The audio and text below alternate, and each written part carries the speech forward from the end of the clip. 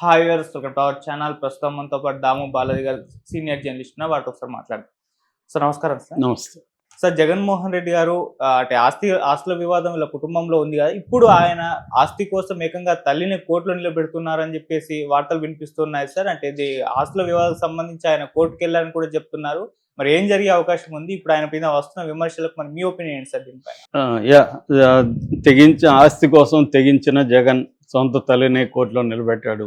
ఈ రకమైన వార్తలు ప్రధానంగా తెలుగుదేశం మీడియాలో వస్తున్నాయి. దీనికి కారణం ఏంటంటే గత కొంతకాలంగా జగన్కి షర్మిలకి ఆస్తుల గొడవ అనేది జరుగుతుంది. ఆ ఆస్తుల గొడవలో షర్మిల తరపున తల్లి విజయమ్మ కూడా ఎంటర్ అయింది.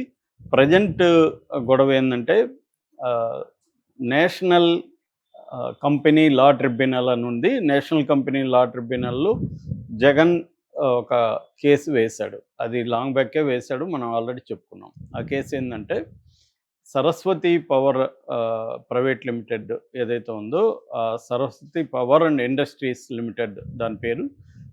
ఈ కంపెనీలో జగన్కి వాటాలు ఉన్నాయి. జగన్ 2019లో షర్మిల ఆగస్టు 31న షర్మిలతో ఒక ఎంఓయూ చేసుకున్నాడు. అదేంటంటే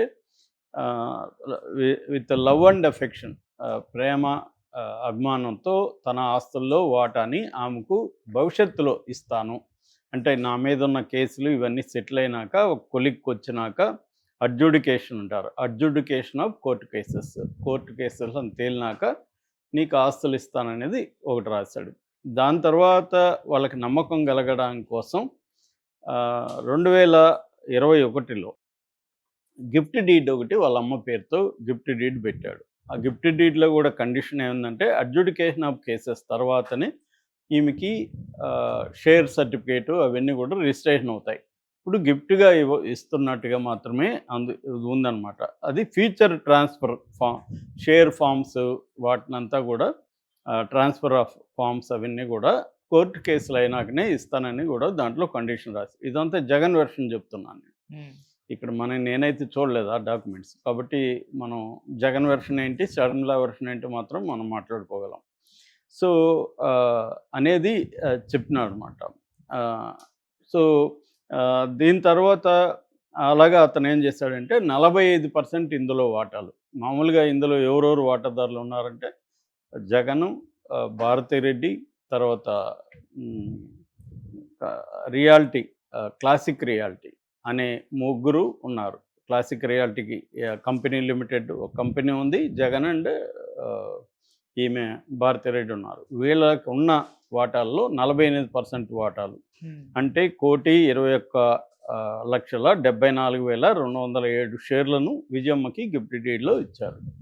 అయితే ఇప్పుడు ఏమైందంటే జూలై 6, 2024న షర్మిల విజయమ్మని ప్రెజర్ చేసి విజయమ్మ వాటాల్ని, ఇంకొన్ని వాటాల్ని 51% వాటాల్ని అంటే ఈ కంపెనీ డైరెక్టర్లతో రెజల్యూషన్ ఒకటి పాస్ చేయించి ఈ అమ్మాయి ఏం చేసిందంటే 51% వాటాలు అంటే 1,26,76,294 షేర్లను షర్మిల పేరుకి బదలాయింపు చేసుకుంది. ఈ బదలాయింపు అనేది ఇల్లీగల్. ఎందుకంటే నేనే వాళ్ళకి విజయమ్మకి చేయించలేదు లీగల్గా, ఓన్లీ గిఫ్ట్ డీడ్ ఇస్తాను, అలాగే ఎంఓయూలో భవిష్యత్తులో కేసులు పోయినాక ఇస్తాను. ఈ బదలాయింపులు అనేవి ఇల్లీగల్ అవి. ఎందుకంటే షేర్ సర్టిఫికేట్లు అవన్నీ రిజిస్టర్ కాలేదు, ఇల్లీగల్. కాబట్టి దీన్ని ఆపాలి, సెట్ అసైడ్ అంటారు, సెట్ అసైడ్ చేయాలి, ఇది చెల్లదు ఈ బదలాయింపు అనేది. జగన్ ఏం చేస్తాడంటే ఇటు విజయమ్మ మీద, షర్మిల మీద, సాండూర్ పవర్ మీద, రిజిస్ట్రార్ ఆఫ్ కంపెనీల రిజిస్ట్రార్ మీద కూడా, అంటే రిజిస్ట్రేషన్ చేశారు కాబట్టి రిజిస్ట్రార్ మీద కూడా కంపెనీ చట్టం కింద వేశాడు. 56th section of the companies act కింద ఇది చల్లదు. కంపెనీస్ యాక్ట్ 2013లో ఉంటుంది మనకి. అందులో 56వ సెక్షన్ ప్రకారం ఈ బదలాయింపు చల్లదు అనేది వేశాడు. అయితే ఇక్కడ లీగల్ ఫ్రేమ్వర్క్లో ఏమైతే వేసినప్పుడు ఈమె మళ్ళీ వీళ్ళకి కూడా ఇది వచ్చింది కాబట్టి, నోటీసులు వచ్చాయి కాబట్టి, ఈ సాండూరు పవర్ కావచ్చు, షర్మిల కావచ్చు, తర్వాత విజయమ్మ కావచ్చు, వీళ్ళందరూ కూడా కౌంటర్ వేశారు. కౌంటర్ వేసి వాళ్ళ వాదనలేవో వాళ్ళు వినిపించారు.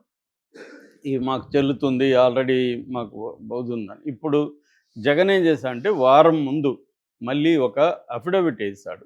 ఆ అఫిడవిట్ ఏముందంటే దీన్ని స్టే ఇవ్వమన్నాడు. వీళ్ళ బదలాయింపుని ఆపేయండి, స్టే ఇవ్వండి ఫస్ట్ అన్నాడు. అంతకుముందేమో దీన్ని చెల్లదని పుట్ట సైడ్ అని అడిగాడు. దీన్ని టెంపరరీగా ఇంటీరియం స్టే ఇవ్వండి అని అడిగాడు. ఇది ఇప్పుడు మళ్ళీ వైరల్ అయింది. మళ్ళీ జగన్ వదలకుండా ఇంకొక పిటిషన్ వేశాడు. తల్లిని కోర్టులో నిలబెట్టాడు. ఆమె ఆవేదన పూర్వకంగా ఒక కౌంటర్లో కూడా నా నా కొడుకు నా కోడలు కలిసి నన్ను ఇప్పుడు కోర్టుకి కేటుగా చేశారు, నా ఇద్దరు బిడ్డల మధ్య నేను నలిగిపోతున్నాను అన్న ఆవేదనని ఆమె వ్యక్తం చేసింది. ఇది legal position of the case.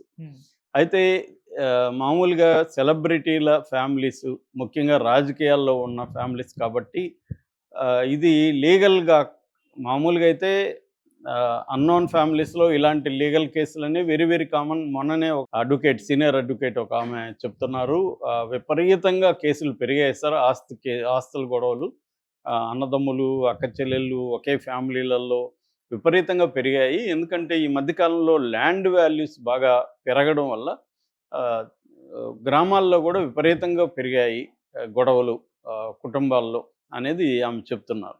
అది వాస్తవం. ఎందుకంటే మారుమూల ల్యాండ్కి కూడా వాల్యూ అనేది ఈ మధ్యకాలంలో పెరిగింది రకరకాల కారణాలతో. ఆ పెరగడం వల్ల ఆస్తుల గొడవలు అనేవి ఇంకా పెరిగిపోతుంది. అలాగే వీళ్ళకి కూడా ఉండే అవకాశం ఉంది. కాకపోతే ఇదేంటంటే షర్మిల జగన్ని తన శత్రువులాగా భావిస్తుంది కాబట్టి ప్రతి అవకాశాన్ని ఉపయోగించుకోవాలి. ఇప్పుడు Jagan Sharmila point of view నుంచి ఆల్రెడీ గిఫ్ట్ డీడ్ రాసిన తర్వాత మాకు బదలాయింపు చేసుకుంటా, ఆమెది హక్కు 48% విజయమ్మకు ఉంది, విజయమ్మ కూతురికి రాస్తే తప్పేంటి అనేది ఆమె మాట్లాడుతున్నది. జగన్ వైపునున్న వాదన ఏంటంటే కోర్టులో కేసులు ఉన్నాయి, కండిషన్ బెయిల్లో ఉన్నారు, ఆస్తులు జప్తులో ఉంది. కోర్టులో కండిషన్ ఏంటంటే ఈ ఆస్తులు లేకపోతే బిజినెస్లు చేసుకోవచ్చు కానీ వాటాల బదలాయింపు చేయకూడదు అనేది కోర్టు కండిషను. వాటాల బదలాయింపు చేస్తే ఆ కోర్టు బెయిలు కండిషన్కి లోబడి బ్రేక్ చేసినట్టు అవుతుంది కాబట్టి నేను మళ్ళీ జైలుకి వెళ్ళాల్సిన పరిస్థితి ఏర్పడుతుంది. అది తెలిసి కూడా షర్మిల మా అమ్మని బ్లాక్మెయిల్ చేసి ఎమోషనల్గా ఆమెను ఇబ్బంది పెట్టి రాయించుకుంది అనేది జగన్ వాదన. సో దానివల్ల నేను జైలుకి పోతానని తెలుసు, మా అడ్వకేట్సు మా బంధుమిత్రులు ఆమెను హెచ్చరించారు కూడా, అయినా కూడా వినలేదు. అంటే నన్ను జైలుకి పంపాలనేది షర్మిల టార్గెట్ అనేది జగన్ ఇది. దీన్ని షర్మిల ఏం చేస్తుందంటే పబ్లిక్గా లెటర్ పెట్టడం, ఆ లెటరు తెలుగుదేశం హ్యాండిల్స్లోనే ఫస్ట్ ఓపెన్ అప్ కావడం, తెలుగుదేశం మీడియా దీన్ని హైలైట్ చేయడం, ఇది జరిగింది. నిజానికి ఇది లీగల్గా ఒక ఫ్యామిలీలో ఆస్తులు గొడవ. ఈ ఆస్తులు లీగల్గా ఈమెకి ఇచ్చిన జగన్ పాయింట్ నిజమైతే జగన్ది కరెక్ట్ అవుతుంది. ఎందుకంటే తను గిఫ్ట్ ఇచ్చాడు కానీ ఆమెకు అది షేర్ బదలాయింపులు అవన్నీ కూడా ఇంకా జరగలేదు లీగల్గా. కాబట్టి నీకే జరగనప్పుడు నువ్వు ఎలా రాస్తావు వేరే వాళ్ళకి అనేది ఇతని పాయింట్ ఆఫ్ వ్యూ. మనకు మామూలుగా కామన్ మ్యాన్ పర్స్పెక్టివ్లో చూస్తే షర్మిల ఇంత గొడవ ఎందుకు చేస్తుంది? లీగల్గా ఆమెకి ఏమీ రైట్స్ లేవు కాబట్టి షర్మిల ఏం చేస్తుందంటే పొలిటికల్గా దీన్ని ఇష్యూ చేసి జగన్ మీద ప్రెజర్ తీసుకొచ్చి చేయాలనేది షర్మిల ఒక ఇంటెన్షన్గా కనబడుతుంది. కానీ ఆ ఇంటెన్షన్ నెరవేరదు. ఎందుకంటే ఇతను దగ్గర మంచిగా తీసుకోవాలి తప్ప ఇతను పేరుతో ఉన్న ఆస్తులు, ఇతను సంపాదించిన ఆస్తులు తనకి లీగల్గా రావు. ప్రెజర్ చేయడం వల్ల జగన్ ఇంకా ఎక్స్ట్రీమ్కి వెళ్తాడు. నీకు ఇచ్చేది కూడా ఇవ్వను, ఏం చేస్తావు చేసుకో అనే పరిస్థితికి ఎట్లాగో డ్యామేజ్ అయిపోయింది, ఇంకా నువ్వు కొత్తగా డ్యామేజ్ చేసే పరిస్థితి లేదు.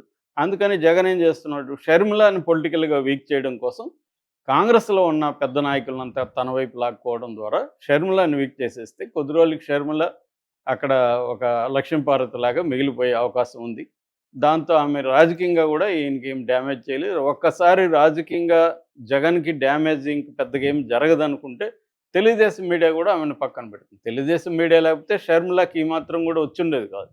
తెలుగుదేశం మీడియా పైకి లేపడం వల్లే ఆమెకి ఈ స్థాయిలో ఉంది అనేది మనకు అర్థమవుతుంది బేసిక్గా. Okay sir, thank you so much sir.